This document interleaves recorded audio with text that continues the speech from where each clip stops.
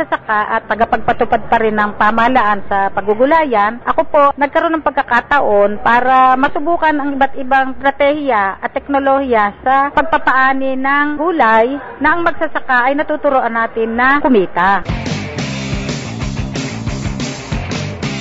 Sa totoo, halos nasa 90% ng magugulay ng San Ildefonso ay naka-plastic mulch na. Siguro, more or less, nasa 1,000 yan. Sa totoo kasi, ang San Ildefonso vegetable, na kung mabalitaan niya, vegetable basket, meron tayong 70 hanggang 80 sandaang truck, elk ng gulay na bumababa sa Manila, araw-araw yan.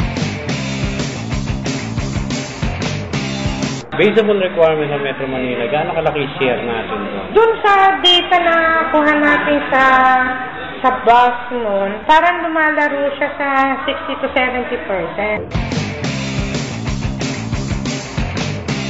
Sa amin, maraming dumidepende. Kagaya namin, financier.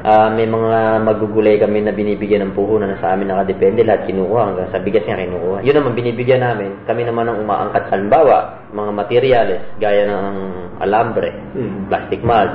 Lahat ng gagamitin nila sa bukid, pati pang traktor. Pag may plastic at naobserbahan ko nga at mga hayop, parang iwas nga sila. Maganda naman na naging successful nga. Ano-ano mga gulay ang naitatanim? Halos lahat ng aking mga halaman ay puro di plastic at ang aking sili, talong, Baguio beans, at sa kasalukuyan niya ay nahanda ko na nga yung pipino. Para pala kayong bahay kubo. Oo, sari-sari yan. Halina, halina, mga